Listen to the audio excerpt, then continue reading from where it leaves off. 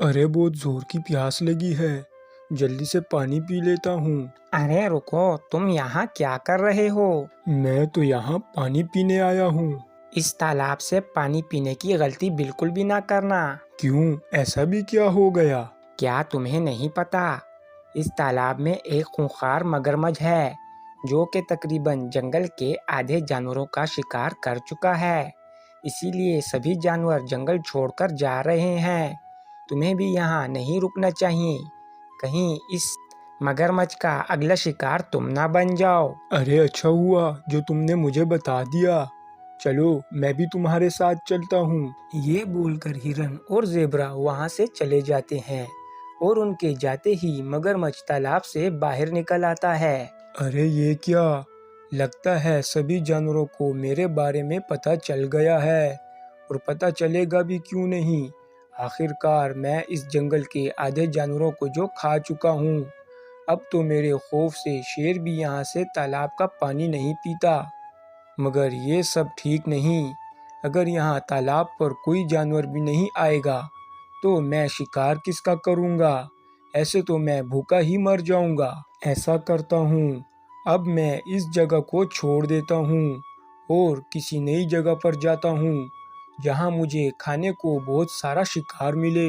ये बोलने के बाद मगरमच्छ जंगल का तालाब छोड़कर नई जगह की तलाश में निकल पड़ता है और चलते चलते वो एक गांव के पास आ पहुंचता है। अरे बस, बहुत हुआ।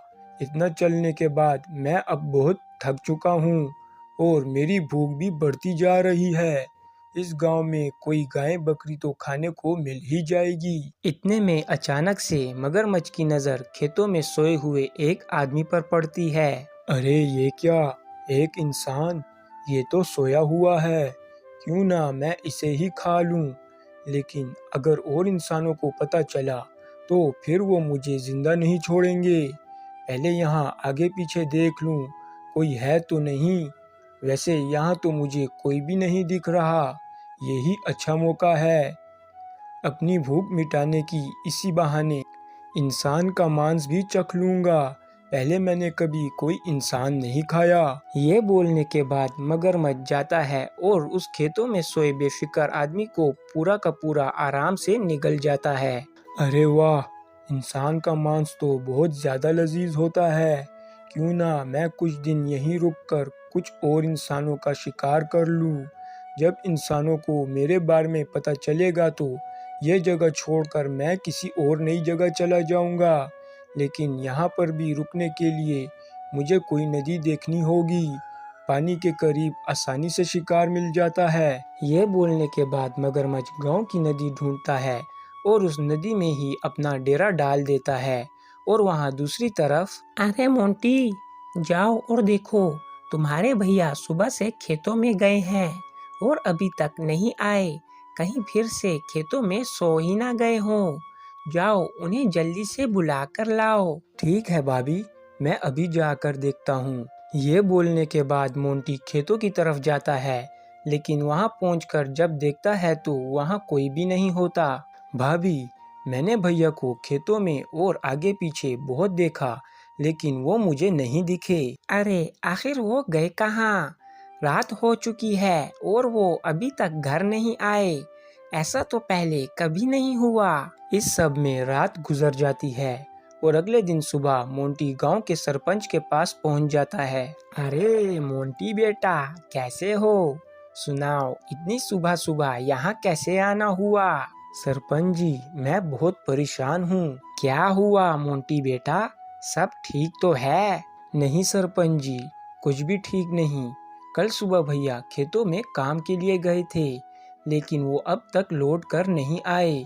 मैंने उन्हें कल शाम खेतों के आसपास और खेतों में बहुत ढूंढा, लेकिन वो वहाँ नहीं थे। अच्छा, तो क्या तुमने उनके दोस्तों और अपने रिश्तेदारों से पूछा, कहीं वो उनमें से किसी की तरफ ना गए हों?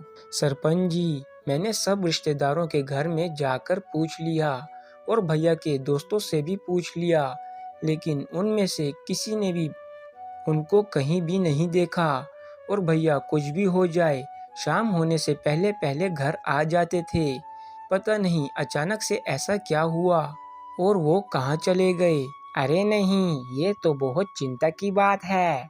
ऐसा करते हैं, सब गांव वालों को साथ मिलकर तुम्हारे भैया का ढूंढने का बोलते हैं। सरपंच सब गांव वालों को इकट्ठा करता है और मोंटी के भाई को ढूंढने का बोलता है। सब गांव वाले मोंटी के भाई को ढूंढने को निकल जाते हैं। अरे ये क्या, मैं यहाँ पूरे एक दिन से इंतजार कर रहा हूँ, लेकिन कोई इंसान तो क्या, कोई गाय बकरी भी इस नदी में पानी पीने नहीं आई। आखिर ये सब पानी पी कहाँ से रहे हैं? मगरमच्छ की ये बातें वहाँ बैठा एक कौवा सुन रहा होता है। हा हा हा हा, अरे बेवकूफ मगरमच्छ, इंसान अब पानी लेने को नदी के पास नहीं आते। अब वो सब मशीनों के जरिए नदी का पानी अपने घर में ही हासिल कर लेते हैं। क्या सच में? इसका मतलब मैं बस यहाँ पर अपना वक्त जाया कर रहा हूँ। मुझे अब कुछ तो करना ही होगा। इतने में गांव का ही एक आदमी मोंटी के भाई को ढूंढते ढूंढते मगरमच्छ के सामने आ जाता है और मगरमच्छ उसे देखते ही उस पर हमला कर देता है और उसे भी मोंटी के भाई की तरह पूरा का पूरा निगल जाता है। ये सब देखने के बाद कौवा डर के मारे वहां से उड़ जाता है।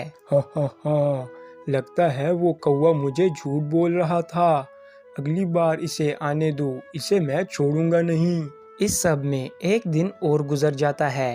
सरपंच जी, गांव वालों ने पूरा गांव छान लिया, लेकिन किसी को भी भैया नहीं दिखे। फिक्र ना करो मोंटी, मैंने कल 2 शिकारियों को जंगल की तरफ भेजा है।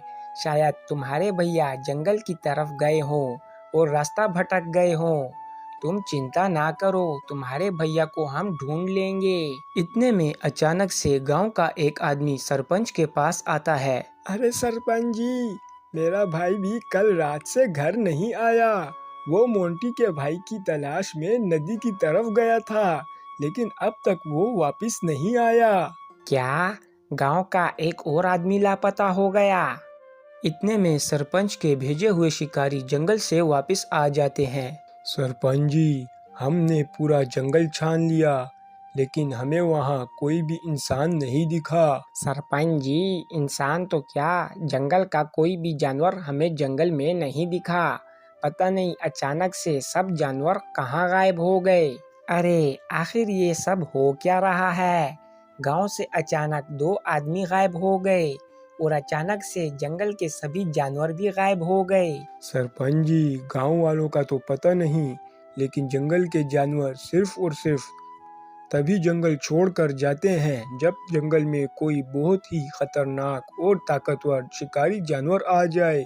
वो तो ठीक है, मगर उस जानवर का हमारे गांव वालों से क्या लेना देना? सरपंच जी, शायद हो सकता है कि जिस शिकारी जानवर ने पूरे जंगल को खाली कर दिया है, उसी ने लापता गांव वालों को भी गायब किया हो। तो बताओ शिकारियों कि अब हम क्या करें? मुझे तो कुछ भी नहीं समझ आ रहा। सरपंच जी, मुझे लगता है कि हमें बाबू के पास जाना चाहिए। उसे जंगल की एक एक बात का पता होता है। शायद वो ही हमारी मदद कर सकता है। तो ठीक है, हम अभी के अभी बाबू के पास चलते हैं। मैं नहीं चाहता कि गांव के और लोग लापता हो जाएं। ये बोलने के बाद दोनों शिकारी सरपंच को लिए बाबू की तरफ रवाना हो जाते हैं। अरे अच्छा हुआ जो तुम लोग खुद यहाँ आ गए। मैं तुम्हारी ही तरफ आने वाला था। क्या? मगर तुम हमारी तरफ क्यों आने वाले थे? अरे मेरे बोलने वाले कौवे ने मुझे कल बताया कि उसने गांव की नदी के पास एक बड़े मगरमच्छ को, एक इंसान को जिंदा निगलते हुए देखा है। मतलब शिकारियों की बात ठीक थी, लेकिन आखिरकार एक बड़ा मगरमच्छ हमारे गांव की नदी में आया कहां से? सरपंच, ये मगरमच्छ तकरीबन आज से 1 साल पहले ही गांव के साथ वाले जंगल के तालाब में आया था और देखते ही देखते उसने 1 साल के अंदर ही जंगल के आधे से ज्यादा जानवरों का शिकार कर लिया और उन्हें खा गया, जिसकी वजह से बाकी सब जानवर अपनी जान बचाने की खातिर जंगल को छोड़कर चले गए। क्या? तो फिर ये मगरमच्छ हमारे गांव की नदी में कैसे आ गया? देखो, जब जंगल के सब जानवर जंगल छोड़कर चले गए तो इस मगरमच्छ को जंगल में शिकार मिलना बंद हो गया, जिसके बाद उस मगरमच्छ को अपनी भूख पूरी करने के लिए जंगल छोड़कर गांव की तरफ आना पड़ा और अब वो गांव वालों को खाकर अपनी भूख मिटा रहा है। तो फिर अब तुम ही बताओ बाबू कि हम क्या करें। तुम ऐसा करो कि जाकर सब गांव वालों को नदी के पास जाने से मना कर दो, ताकि उस मगरमच्छ को खाना मिलना बंद हो जाए और वो बहुत ज्यादा भूखा हो जाए। जैसे ही उसकी भूख बहुत ज्यादा बढ़ेगी तो आखिरकार वो शिकार के लिए नदी से बाहर निकलेगा, और जैसे ही वो नदी से बाहर निकले तो ये शिकारी उस मगरमच्छ को बंदूक से गोली मार देंगे और इस तरह हमें उस मगरमच्छ से छुटकारा मिल जाएगा। तो ठीक है बाबू, मैं बिल्कुल ऐसा ही करूँगा। सरपंच गांव के सब लोगों को नदी के पास जाने से मना कर देता है और इस सब में 2 दिन गुजर जाते हैं। अरे ये क्या, लगता है वो कौवा सच बोल रहा था। 2 दिन से खाने को कुछ नहीं मिला। भूख की वजह से मेरा बुरा हाल हुआ पड़ा है। अब मैं क्या करूं? बस अब तो मुझसे और सब्र नहीं हो रहा। लगता है मुझे नदी से बाहर निकलकर ही अपने लिए शिकार ढूंढना होगा। यह बोलने के बाद मगरमच्छ शिकार की तलाश में नदी से दूर आ जाता है और इतने में शिकारी मगरमच्छ को देख लेते हैं और उस पर गोलियां चलाना शुरू कर देते हैं, मगर शिकारियों की एक भी गोली मगरमच्छ की मजबूत खाल से पार नहीं हो पाती। लेकिन मगरमच्छ गोलियों की आवाज़ के डर से भाग जाता है और नदी में उतर जाता है। अरे शिकारियों, बताओ क्या हुआ? गोलियों की आवाज़ सुनाई दी, वो मगरमच्छ आया था क्या? हाँ सरपंच जी, वो मगरमच्छ आया था, लेकिन वो मगरमच्छ इतना बड़ा और मजबूत था कि हमारी बंदूक की गोलियों से भी उसकी खाल पर कोई असर न पड़ा। एक खरोच तक न आई उसे। अरे ये क्या बोल रहे हो?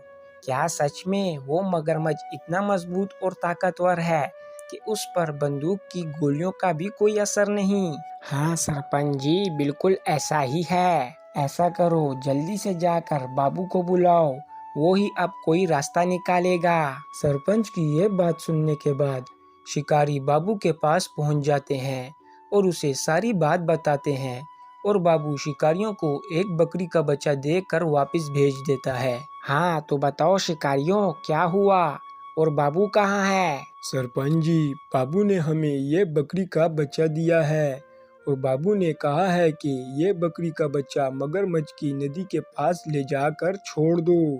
अरे क्या अब हम हमेशा इस मगरमच्छ को बकरियां खिलाएंगे? नहीं सरपंच जी, इस बकरी के बच्चे के जिस्म पर एक खास किस्म का जहर लगा हुआ है।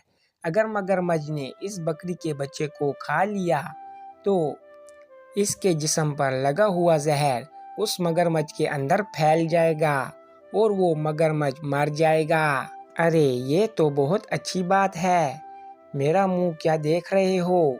जल्दी से जाओ और ये तोहफा उस मगरमच्छ को दे दो। शिकारी बकरी को मगरमच्छ की नदी के बाहर खड़ा कर देते हैं और वहां से चले जाते हैं और उनके जाने के थोड़ी देर के बाद मगरमच्छ नदी से बाहर निकलता है। अरे वाह, लगता है गांव वालों को मेरी ताकत का अंदाजा हो गया है, इसीलिए अब वो खुद मेरे खाने के लिए यहाँ मुझे जानवर देकर जा रहे हैं, ताकि मैं और इंसानों को नुकसान ना पहुंचा सकूं। बस अब मुझे शिकार की तलाश करने की ज़रूरत नहीं पड़ेगी। अब मुझे रोज़ गांव वाले बकरियां खिलाएंगे, मज़ा ही आ जाएगा। बस अब मैं जल्दी से इस बकरी को खा लेता हूँ। ये बोलने के बाद मगरमच्छ फौरन से उस बकरी के बच्चे को खा लेता है और फिर थोड़ी देर के बाद जब सरपंच और शिकारी वहां नदी के पास आते हैं तो वो देखते हैं कि मगरमच्छ वहां मरा हुआ पड़ा है और इस तरह बाबू का बकरी पर जहर लगाकर मगरमच्छ को खिलाने वाला प्लान काम आ जाता है और इस तरह गांव वाले उस खतरनाक खूंखार मगरमच्छ को मार देते हैं और इस सब के बाद गांव वाले फिर से पहले की तरह हंसी खुशी रहने लगते हैं और धीरे धीरे जंगल के सब जानवर भी वापस से जंगल आ जाते हैं। और इस तरह ये कहानी यहाँ ख़त्म होती है। वीडियो पसंद आने की सूरत में वीडियो को लाइक करना और चैनल को सब्सक्राइब करना ना भूलें। शुक्रिया।